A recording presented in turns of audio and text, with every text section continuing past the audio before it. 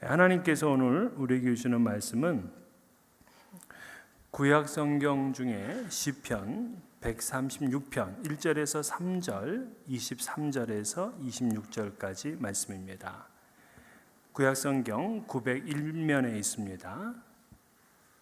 시편 136편 1절에서 3절, 23절에서 26절. 이 계시의 말씀을 봉독할 때 살아계신 하나님의 음성을 들을 수 있기를 바랍니다. 여호와께 감사하라. 그는 선하시며 그 인자하심이 영원하미로다. 신들 중에 뛰어난 하나님께 감사하라. 그 인자하심이 영원하미로다. 주들 중에 뛰어난 주께 감사하라. 그 인자하심이 영원하미로다. 23절부터입니다. 우리를 비천한 가운데서도 기억해 주신 이에게 감사하라. 그 인자하심이 영원하미로다.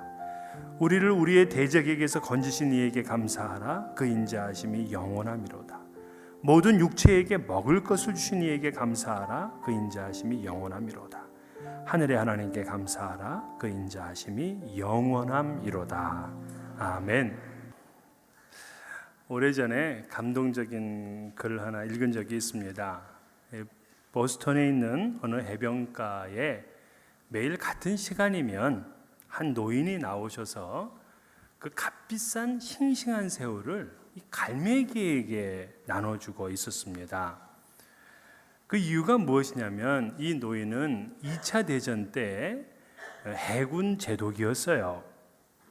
그런데 그 당시 그의 배가 이 독일군의 어뢰로 격침이 됐습니다.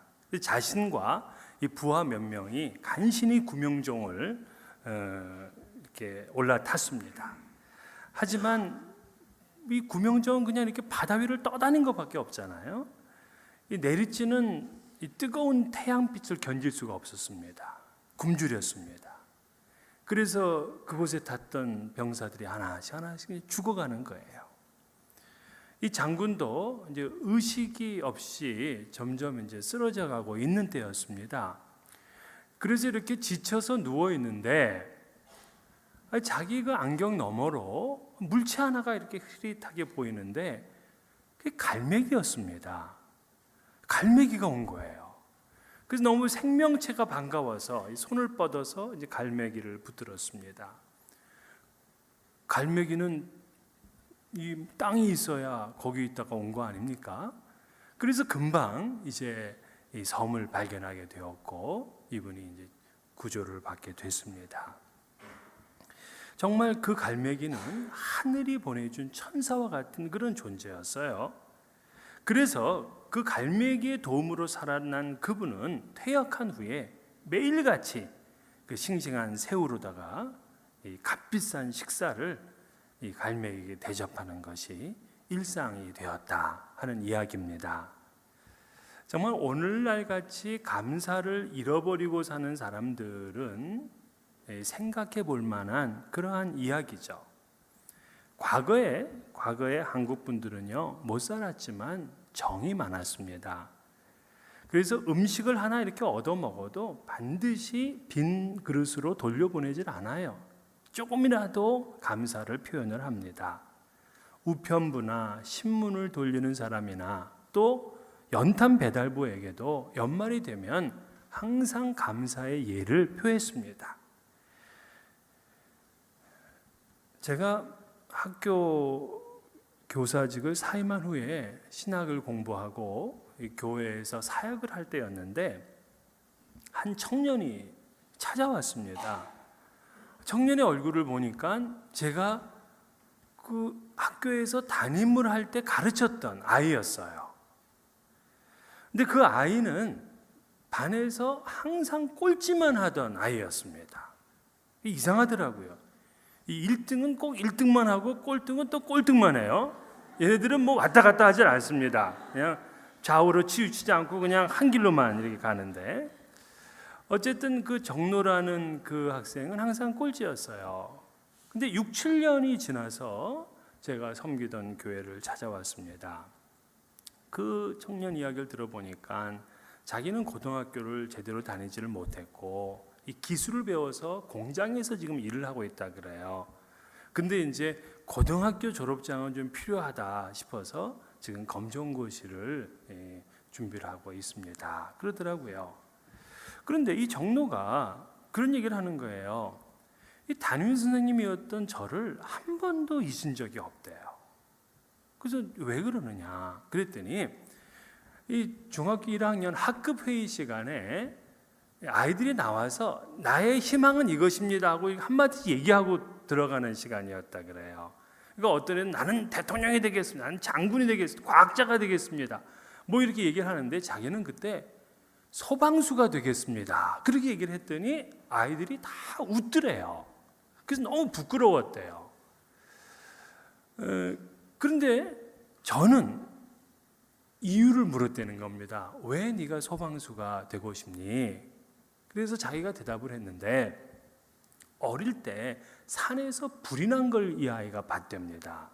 그래서 그것 때문에 사람들이 위험에 처해지고 그런 걸 보면서 나는 소방수가 되겠다 하는 생각을 했다는 거예요. 그래서 제가 그 아이를 칭찬을 해줬답니다. 정로는 지금까지 살면서 칭찬을 받아본 적이 없어. 그날이 그게 처음 칭찬이야. 그래서 잊어버리지가 않는다는 겁니다. 그리고는 몇 년이 지나서 제 소식이 궁금해서 학교를 찾아가서 어떻게 제가 있던 교회를 알게 되었고, 그리고 함께 신앙생활을 하겠다고 청년부에 등록을 해서 교회를 열심히 다녔습니다. 저는 정로에게 밥 한 끼 얻어 먹어본 적이 없어요. 커피 한 잔 대접한 적도 없어요. 그런데 제가 받아본 감사 중에서 가장 기억에 나는 귀한 감사를 이 꼴찌 정로에게 받았습니다. 그러니까 이렇게 작은 감사가 큰 감동을 주는 것을 알 수 있어요. 여러분, 선생님들께 감사를 드리세요. 저도 지난 여름에 한국에 나가서 고등학교 3학년 담임선생님을 만나 뵀습니다. 물론 제가 한국에 있을 때는 1년에 몇 번씩 만나서 식사도 같이 하고 그래요. 근데 이제 뭐 미국에 와 있으니까 또 만나 뵙기 어렵잖아요. 이번에 나간 김에 선생님을 만났어요. 지금 이제 80이 다 되신 그런 이제 노인이 되셨죠. 미국에서 왔다고 저한테 밥을 사주시더라고요. 그래서 제가 잘 먹었습니다. 이러한 자그마한 감사, 비록 36년이나 되는 시간이 지났지만은 이런 감사가 이 선생님을 틀림없이 행복하게 했을 겁니다. 또한 감사를 잊지 말아야 될 분이 있는데 부모님에 대한 감사를 잊어서는 안 됩니다. 부모님은 우리를 낳고 길러주셨어요. 물론 우리는 나한테 뭘 해줬느냐, 뭐 잘 길렀느냐, 못 길러줬느냐, 공부를 많이 시켰느냐, 못 해줬느냐, 뭐 많은 이야기를 할 수 있겠지만 그건 중요한 게 아니에요. 부모님이 안 계셨다면 나는 이 땅에 존재할 수가 없는 거예요. 내가 잘나서 열심히 노력해서 큰 집도 사고 좋은 직장도 갖고 차도 좋은 거 끌고 다니고 그렇게 한다고 해도 부모님이 낳아주지 않았다면 그는 존재할 수가 없는 겁니다.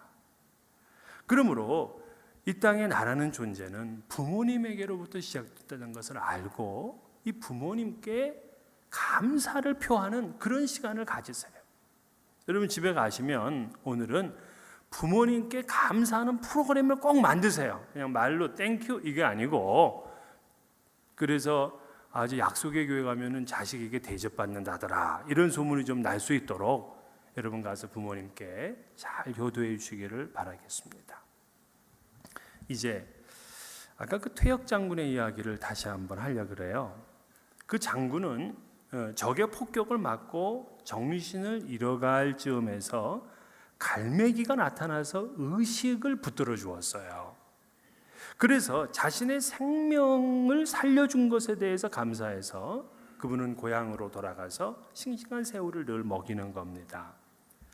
문제는 이 장군이 감사의 대상을 잘못 골랐어요. 감사는 갈매기에게 드려야 할 것이 아니라 갈매기를 보내어 주신 하나님께 드렸어야 합니다. 그래서 저는 그 감동의 그걸 제가 다시 썼습니다. 결론을 부분 다시 썼어요. 출판은 안 됐어요. 이렇게 썼습니다. 죽음의 위기에서 건짐을 받은 그 장군은 갈매기를 보내어 주신 하나님께 감사를 드리고 그가 퇴역한 후 고향에 돌아가 자기처럼 생명을 돌볼 사람이 없는 사람들에게 음식을 나누어 주며 그들을 위해 헌신하며 살았다.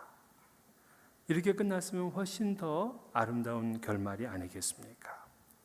감사도 좋지만 감사의 대상을 바로 아는 게 중요해요. 나를 낳아주신 분은 부모님이신데 자꾸 옆집 아저씨한테 가서 감사하다 그러면 되겠습니까? 감사의 대상이 바라야죠. 오늘 본문에 보게 되면 시편 136편 26절밖에 안 되는 짧은 시입니다. 근데 이 시의 특징이 뭐냐? 계속해서 같은 말을 반복해요. 어떤 이에게 감사하라 그 인자하심이 영원함이로다. 그러니까 이 찬송은 인도자와 회중 간에 서로 교송을 하던 그러한 시였습니다. 인도자가 우리에게 하늘을 주신 하나님께 감사하라. 그러면 온 회중들은 그 인자하심이 영원함이로다. 이렇게 외치며 서로 교송을 했던 그러한 시입니다. 그런데 이 말씀에 보게 되면 우리가 누구에게 감사해야 되는지 그 감사의 대상을 분명하게 하고 있어요. 바로 여호와 하나님입니다. 불신자도요, 내게 도움을 준 분들이나 나의 부모님, 나의 선생님들께는 감사를 해요. 그러나 신앙인들은 거기서 한 차원 더 뛰어넘어서 나에게 부모를 주시고 나에게 선생님을 만나게 하시고 나에게 은혜를 보내주신 하나님께 감사해야 됩니다. 그러면 오늘 이 시편 136편 이 시인의 감사의 내용은 무엇일까? 오늘 우리가 이 감사의 내용을 보면서 우리도 이 감사의 수준을 좀 높여야 되겠습니다. 첫 번째, 그는 온 우주를 창조하신 하나님께 감사를 드려요. 하늘을 지으시고 땅을 물 위에 펴신 하나님, 해로 낮을 주관하게 하시고 달과 별들로 밤을 주관하게 하신 하나님께 감사 찬양을 드립니다. 여러분, 해 때문에 하나님 앞에 감사해 보신 적 있으신가요? 우리에게 햇볕이 없으면은 살 수가 없습니다. 과거에 죄를 지으면 범죄자들은 햇빛이 차단된 감옥에 넣었습니다. 그러면 우리에게 신진대사가 일어나질 않아요. 마치 식물에게 빛이 차단되면 광합성 작용이 일어나지 않기 때문에 식물이 죽는 거와 마찬가지입니다. 그래서 이 땅에 존재하는 동식물들이 해 때문에 사는 거죠. 그러므로 하늘을 보고 달을 보고 바다와 호수를 보고 산을 보고 나무를 보고 바람과 눈비를 보면서 하나님 앞에 감사할 수 있어야 돼요. 여러분들은 비 오는 날 좋아하십니까? 저는 비 오고 이 꾸물꾸물한 날씨를 좋아해요. 사람이 또 그렇게 생겼죠? 그런데 맑은 날도 좋아해요. 바람 세게 부는 날 좋아하고요. 아주 미풍 좋아해요. 눈 오는 날 좋아해요. 아주 추운 날, 이 눈알까지 그 차가운 느낌, 그날 좋아해요. 저는 애시당초 날씨 때문에 기분이 왔다 갔다 하지는 않겠다고 결정했어요. 왜? 다 하나님이 주신 것. 우리는 모든 것이 감사한 거죠. 헬렌 켈러는 보지 못하고 듣지 못하고 말하지 못하는 삼중고의 생애를 살았는데요. 그녀가 이런 말을 남겼습니다. 나는 눈이 먼 사람이다. 눈먼 내가 눈이 멀지 않은 당신들에게 해주고 싶은 말이 있다. 내일 갑자기 시각장애자가 될지 모른다고 생각하면서 당신의 눈을 보라. 당신은 신비로운 자연이 마련해준 여러 가지 접촉을 통해 세상이 당신에게 보여준 즐거움과 아름다움에 감사할 줄 알아야 한다. 나는 확신한다. 볼 수 있다는 이 시력이야말로 모든 감각기관 중에서도 가장 값지다는 것을. 여러분, 가지지 못한 것 때문에 우리는 감사가 안 되잖아요. 그러나 헬렌 켈러는 자기의 이 볼 수 있는 눈 하나가 있다는 것이 너무나 감사할 일이다 하고 그렇게 부러워했습니다. 그렇잖아요. 오늘 이 본문의 시인은 하늘과 땅, 달과 별, 태양과 바다를 감사했어요. 이 모든 자연을 주신 하나님께 감사했습니다. 정말 많이 가진 사람이죠. 감사하면 그 사람은 그걸 누리게 되어 있어요. 감사하지 못하면 그것에 끌려가게 되어 있습니다. 그러므로 오늘 이 시인은 자연의 모든 것을 감사함으로 자연을 모두 누리고 그 자연을 소유하고 있는 그런 사람임을 알 수가 있습니다. 두 번째는 이 시인은 자신의 민족을 인도하시고 지켜주신 하나님께 감사를 드려요. 하나님께서 오래전 애굽에 재앙을 내리시고 이스라엘 백성들을 인도하셨습니다. 홍해를 건너게 하셨습니다. 또한 그 광야에서도 수많은 적들과 전쟁을 했는데 승리하게 해주셨고, 그리고 지금 이 가나안 땅으로 들어오게 해주신 것을 감사를 드려요. 여러분, 나라 때문에 감사를 드려본 적은 있습니까? 우리 대부분은 감사의 제목이 그저 그냥 우리 가정, 또 내 하는 일, 우리 자녀, 뭐 내가 하는 공부 이런 것 때문에 하나님 앞에 감사를 드리지만, 오늘 이 시인은 자신 개인의 역사뿐만이 아니라 전 민족, 나라의 역사 때문에 하나님께 감사를 드려요. 이것은 지금부터 수백 년 전의 이야기입니다. 그런데도 그들은 과거의 하나님, 오늘의 하나님, 미래의 하나님을 모두 감사드리고 있는 거예요. 그런 면에서 본다면 우리에게 대한민국을, 조국을 주신 하나님께 감사를 드려야 됩니다. 이방신을 섬기던 우상의 나라였습니다. 그런데 하나님께서 복음화 시켜주셨어요. 만약에 대한민국에 복음이 들어가지 않고 개화되지 않았다면 지금도 여전히 힘들고 어렵고 가난하게 살았을 것입니다. 복음이 한국 땅에 들어갈 당시에 웬만한 남자들은 다 이 첩을 두고 있었습니다.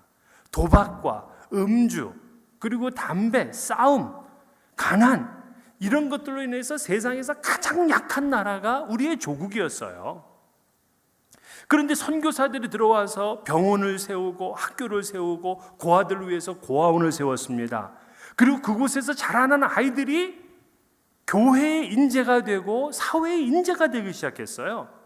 그래서 조그만 땅덩어리지만 2017년 올해 전 세계에서 수출을 6번째로 많이 한 나라가 됐습니다. 안 놀라는 여러분 보니까 내가 더 놀랍네. 아니, 수출을 6번째. 우리 밑에 영국, 프랑스 다 있어. 이태리 다 우리 밑이야. 우리 위에 있는 건 5개 나라밖에. 그 바로 위에 있는 게 네덜란드. 그 바로 위가 일본. 이제 그들도 이제 제칠 날이 얼마 안 남았어요. 한국이 불과 수십 년 전에 비해서 얼마나 잘 삽니까? 구한말 시대 열강들의 각축장이었던 한국을 하나님이 지켜주셨어요. 일제 36년 치욕스러운 통치도 우리가 해결할 수가 없었어요. 하나님이 미국을 들어서 지켜주었습니다. 6.25 전쟁, 여러분 저 부산 그쪽에만 조금 땅덩어리 남았었어요. 그런데도 하나님이 또다시 이 연합군을 통해서 이 나라를 지켜주셨어요. 그리고 그 잿더미 같은 폐허 속에서 놀라운 성장과 발전을 하고 그렇게 원조를 받았던 나라, 그 나라 중에서 유일하게 이제는 원조를 하는 나라가 됐습니다. 저는 지난 주간에 그 짐바브웨 소식을 들으면서 정말 하나님께 이 대한민국을 주신 하나님께 감사를 드렸어요. 여러분, 그 짐바브웨 그 무가베 이 대통령이 37년 동안 독재를 했습니다. 그런 나이가 이제 93세가 됐어요. 이제는 뭐 자꾸 졸기도 하고 이제 제대로 통치를 할 수가 없으니까 자기의 그 두 번째 부인인 이 41년 연하 이 그레이스 무가베에게 대통령직을 물려주려고 했습니다.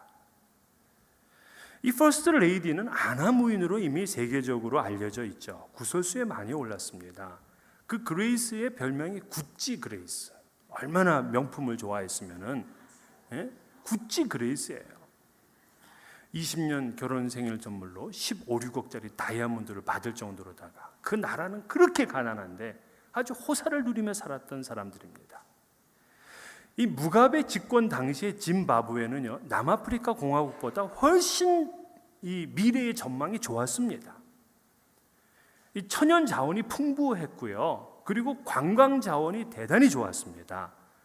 이 사회 기반 시설도 훨씬 뛰어났습니다. 그런데 이 무가베가 37년 동안 이 국가를 완전히 파탄내고 만 거예요.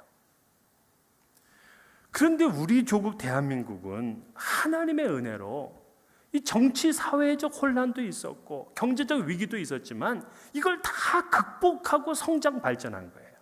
지금 여러분, 우리가 대한민국에 대해서 갖는 자부심보다 우리 2세들이 대한민국에 대해서 갖는 자부심이 더 커요. 왜냐하면 우리는 자꾸 뉴스 보면서 왜 이래 나라가 이러지만 얘네들은 K-팝 듣고 있거든요. K-드라마 보고 있고 삼성, LG, 현대 이런 기술력들 때문에 대한민국에 대해서 대단히 자부심을 가지고 있는 것이 우리의 2세, 3세입니다. 그러므로 우리의 조국 대한민국을 구원해 주시고 지켜주신 하나님께 감사하는 마음을 가져야 됩니다. 끝으로 세 번째, 이 시인은 개인의 인생 가운데 행하신 하나님께 감사를 드렸어요. 그래서 자기가 비천한 지경에 있을 때 하나님께서 나를 기억해 주신 것 감사, 자신을 해하려는 대적들에게서 나를 지켜주신 것 감사, 그리고 끝으로 내게 먹을 음식을 주신 것 감사. 사실 우리가 그 음식을 먹을 때마다 기도를 하죠. 감사 기도를 하지만 진짜 이 음식이 고맙고 감사하다 이런 생각은 우리가 잘 안 해요. 왜냐하면 금방 불평하거든, 음식 먹고서. 여러분, 우리가 이렇게 음식을 하루 필요한 양만큼 먹을 수 있다는 것 자체가 큰 축복이에요. 뭐 부자들이라고 여러분 뭐 많이 먹을 것 같습니까? 부자들은 더 적게 먹어요. 제가 그 아주 부자한테 한번 초청받아서 고급 호텔에 뷔페를 간 적이 있어요. 제가 그때는 별로 그런 데 안 다녀볼 때야. 가니까 음식이요, 갈비, 막 스시, 사시미, 캐비어, 뭐 이 개구리 뒷다리 막 이런 거, 그냥 달팽이 요리 막 이렇게 즐비해. 그래서 그냥 접시가 왜 이렇게 작아?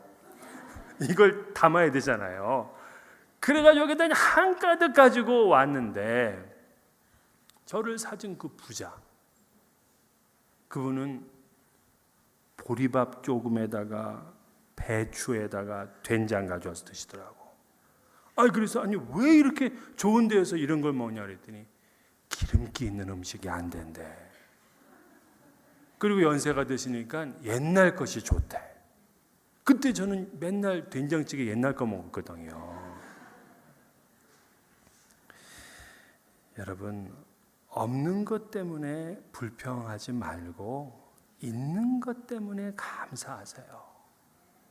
제가 볼티모어에서 목회를 할 때 큐티 모임을 하다가 이분들에게 숙제를 내줬어요. 다음 주에는 감사의 제목들을 적어오세요. 그랬어요. 근데 한 여집사님, 뭘 다 적어왔지만 한 여집사님이 참 인상적인 감사의 제목을 적었어요. 그래서 제가 그걸 받아왔어요. 이런 감사였어요. 한번 반주로 한번 쫙 깔아줘 보세요. 이럴 때. 하루를 살게 생명을 연장시켜 주신 것 감사. 일터에서 기쁜 마음으로 일할 수 있게 하신 것 감사. 날마다 말씀을 묵상할 수 있는 하루 주신 것 감사. 함께 연합하여 주님을 섬길 수 있는 남편 주신 것. 좋은 부모님 주신 것. 영리하고 똑똑한 아이들을 주신 것. 외로운 타국에서 의지할 수 있는 동기를 주신 것. 흔들리지 않는 믿음을 주신 교회와 목사님을 주신 것. 쉴만한 집과 일용할 양식을 주신 것. 빠지지 않는 외모와 하나님을 사모하는 믿음을 함께 주신 것. 본인 생각이죠. 진취적인 생각과 행동하는 추진력을 주신 것.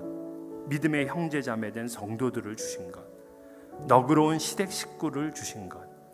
어머님의 건강이 좋아지게 하신 것, 한국 음식을 먹을 수 있도록 가까운 곳에 한인 마켓을 주신 것, 한국의 향수를 달랠 수 있도록 한국 드라마를 볼 수 있게 하신 것, 살림을 편안하게 하는 각종 생활용품을 주신 것, 가게와 집 그리고 교회와 집이 가까운 거리에 있는 것, 음악을 주셔서 생활을 부드럽게 하신 것, 가정 예배를 드릴 수 있게 하신 것, 짐승과 동물과 새들을 보면서 내가 하나님의 형상으로 지음받았다는 것을 알게 하신 것, 마음껏 말씀을 읽을 수 있도록 한글 성경을 주신 것, 한글 학교를 열어주신 것, 주일에 한 번 쉴 수 있도록 안식 주신 것, 마음껏 기도할 수 있도록 가까운 곳에 기도원 주신 것, 풍성한 삶을 살 수 있게 은혜 주신 것, 아이들이 짜증내지 않고 피아노를 잘 배울 수 있게 하신 것, 교회 안에서 할 일을 주시고 찬양하는 직분을 주신 것 감사.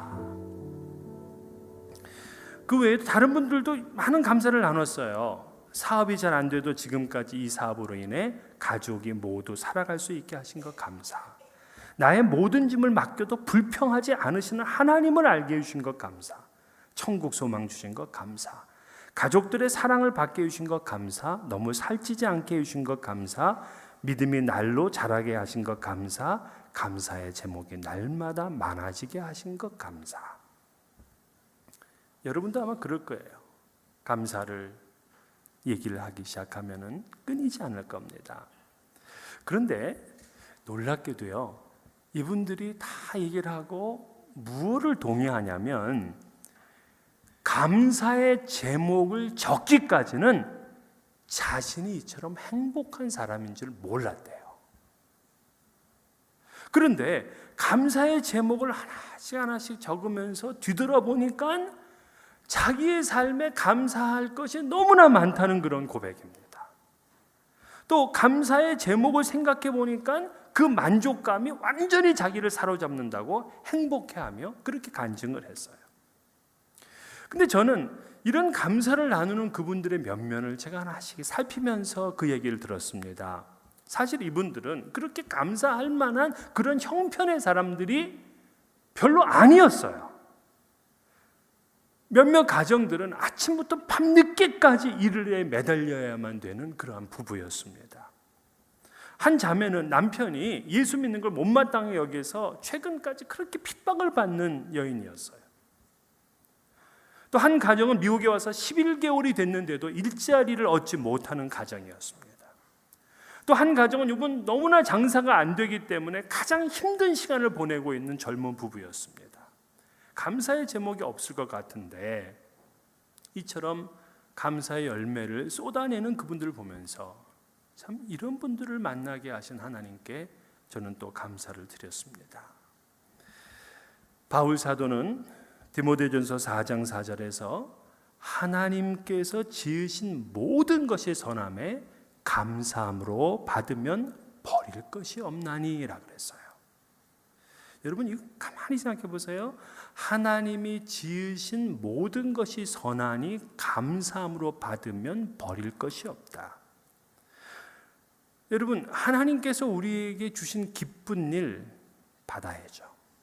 그러나 슬픈 일도 감사함으로 받으면 그 슬픈 것도 버릴 게 없어요. 내게 풍요로운 것 감사해야죠. 받아야죠. 그러나 비천한 것도 감사함으로 받으면 버릴 게 없어요. 내 고난도 아픔도 실패도 상처도 감사함으로 받으면 버릴 게 없어요. 이 모든 것이 합력하여서 나의 인생 가운데 선을 이룹니다. 그러나 어리석은 자는 어떻습니까? 로마서 1장 21절 하나님을 알되 하나님을 영화롭게도 아니하며 감사하지도 아니하고. 가장 불행한 사람은요, 남편과 아내를 일찍 잃은 사람이 아니에요. 가장 불행한 사람은 말썽 피우는 자식이 있는 부모가 아니에요. 가장 불행한 사람은 가난하고 병든 사람이 아니에요. 가장 불행한 사람은 하나님을 영화롭게 하지 못하고 감사하지 못하는 사람입니다. 오늘 이 말씀 붙들고 감사로 행복해진 여러분 되시기를 주의 이름으로 축원합니다.